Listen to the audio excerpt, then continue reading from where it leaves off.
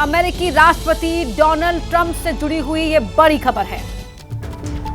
आपको बता दें, पाकिस्तान के फील्ड मार्शल असीम मुनीर के साथ मुलाकात सुर्खियों में है। दोनों की मुलाकात बुधवार को व्हाइट हाउस में लंच के दौरान हुई थी। मुलाकात के बाद ट्रंप मीडिया के सामने भी आए। मुलाकात को लेकर कुछ डिटेल ट्रंप ने शेयर भी की, लेकिन मुलाकात के पीछे की असली और बड़ी वजह जो है वो फिलहाल सामने नहीं आई है। तो आपको यह बड़ी खबर हम बता दें, व्हाइट हाउस की डिप्टी प्रेस सेक्रेटरी एना केली ने कहा है कि पाकिस्तानी सेना प्रमुख असीम मुनीर द्वारा ट्रंप के लिए नोबेल शांति पुरस्कार की पैरवी करने के बाद अमेरिकी राष्ट्रपति डोनाल्ड ट्रंप ने मुनीर को व्हाइट हाउस में लंच के लिए निमंत्रण दिया था। तो एक तरफ देखिए, G7 के मंच पर ये तमाम बड़े बड़े नेता, चाहे वो डोनाल्ड ट्रंप हो या फिर तमाम दूसरे देशों के बड़े चेहरे, जब ये कहते हैं कि हम आतंकवाद के खिलाफ हैं, शांति के समर्थन में हैं, और वापस जब जाकर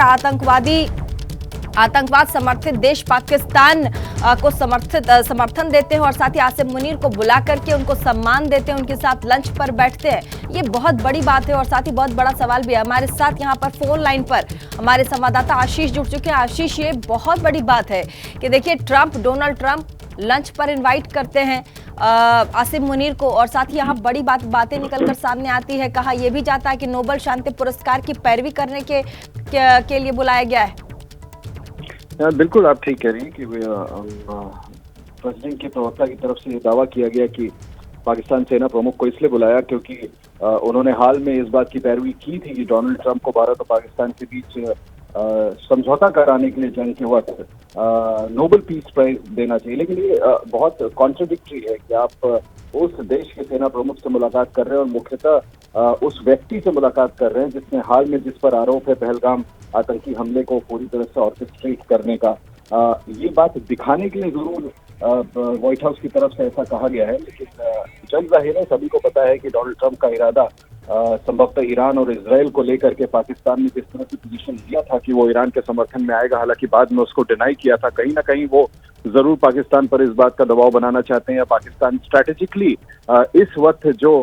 भूमिका निभा सकता है अमेरिका के लिए, उस बाबत बात हुई हो कि किस तरह से वो पाकिस्तानी टेरिटरी का इस्तेमाल ईरान के खिलाफ करना चाहेंगे। साथ ही एक सवाल मैं आपसे पूछना चाहूंगी आशीष, यहाँ पर समझना भी चाहूंगी। देखिए, G7 की बैठक हुई, इसमें इन नेताओं की देखिए कथनी और करनी में कितना अंतर है। वहां कहते हैं कि हम आतंकवाद के खिलाफ है, सारे देशों को एक साथ आतंकवाद के खिलाफ आकर खड़े होना चाहिए। भारत जब अपनी बात वहां पर रखता है कि भाई हमारे यहाँ पहलगाम अटैक हुआ और ये आतंकवादी हमला है और इसे भारत टॉलरेट नहीं करने वाला, उसमें ये हामी भरते हैं, और पीठ पीछे आकर फिर उसी देश के साथ हाथ मिलाते हैं। नोबेल शांति पुरस्कार की बात आती है, उसमें हामी भरते हैं, लंच पे इनवाइट करते हैं।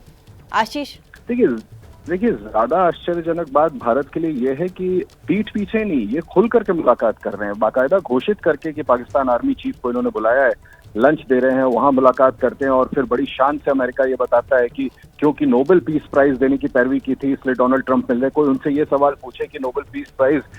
कौन आपको देने की पैरवी कर रहा है, जिसकी टेरिटरी में, जिसके अंदर घर में घुस करके आपने ओसामा बिन लादेन, अपने सबसे बड़े दुश्मन को मारा था। कितने सेवरल प्रोस्क्राइब्ड टेररिस्ट अभी पाकिस्तान में खुलेआम घूम रहे हैं, जिनको कायदे से उसे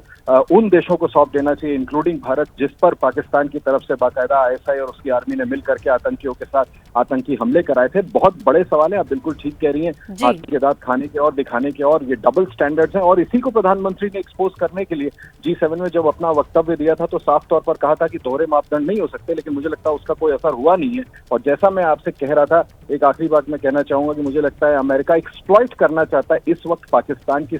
जियोपॉलिटिकल पोजीशनिंग को, क्योंकि ईरान को लेकर के जिस तरह की स्थिति बनी और डोनाल्ड ट्रंप बिल्कुल जो मौजूदा दौर है उसी में अमेरिका सोच समझ कर ही तमाम कदम उठा रहा है।